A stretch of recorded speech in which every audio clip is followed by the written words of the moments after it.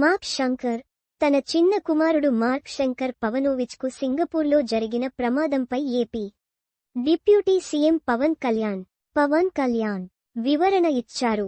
తన కుమారుడు మార్క్ శంకర్ చదువుతున్న స్కూల్లో ప్రమాదం జరిగిందని అరకు పర్యటనలో ఉన్నప్పుడు ఫోన్ వచ్చిందని పవన్ కళ్యాణ్ తెలిపారు. స్కూల్ పిల్లలు సమ్మర్ క్యాంపునకు వెళ్లారని, ఆ సమయంలోనే అగ్ని ప్రమాదం జరిగిందని పేర్కొన్నారు. దాదాపు 30 మంది విద్యార్థులు సమ్మర్ క్యాంప్లో ఉన్న సమయంలో ఈ ప్రమాదం జరిగిందని చెప్పారు. అగ్ని ప్రమాదం జరిగిందని చెప్పినప్పుడు చిన్నదే అనుకున్నానని, కానీ దాని తీవ్రత ఇంతలా ఉంటుందని ముందు ఊహించలేదని అన్నారు. అగ్ని ప్రమాదంలో మార్క్ శంకర్ కాళ్లు, చేతులకు గాయాలయ్యాయని పవన్ కళ్యాణ్ వెల్లడించారు. ఊపిరితిత్తుల్లోకి పొగ చేరిందని తెలిపారు. పొగ పీల్చడం వల్ల ఇబ్బందులు రావడంతో ఆస్పత్రికి తరలించి చికిత్స అందిస్తున్నారని పేర్కొన్నారు.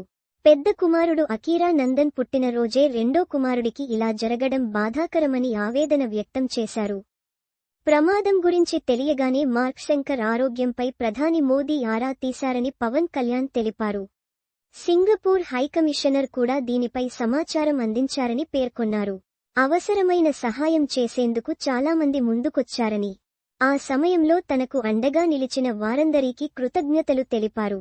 మార్క్ శంకర్ ఆరోగ్యంపై ఆరా తీసిన తెలుగు రాష్ట్రాల ముఖ్యమంత్రులు చంద్రబాబు నాయుడు, రేవంత్ రెడ్డి, ఏపీ మాజీ CM YS Jagan, BRS working president కేటీఆర్కు ధన్యవాదాలు తెలిపారు. సింగపూర్లోని రివర్ వ్యాలీ షాప్హౌస్లో మంగళవారం ఉదయం 10 గంటలకు అగ్ని ప్రమాదం జరిగింది. ఈ భవనంలోని 2-3 అంతస్తుల్లో మంటలు చెలరేగాయి. సమాచారం అందుకున్న సింగపూర్ సివిల్ డిఫెన్స్ ఫోర్స్ ఘటనాస్థలికి చేరుకుని సహాయక చర్యలు చేపట్టింది. భవనం లోపల చిక్కుకున్న వారిని రక్షించి రెస్క్యూ సిబ్బంది బయటకు తీసుకొచ్చింది. ఈ ప్రమాదంలో ఓ చిన్నారి మరణించగా 15 మంది పిల్లలు, 4 సిబ్బంది గాయపడ్డట్లు తెలుస్తోంది.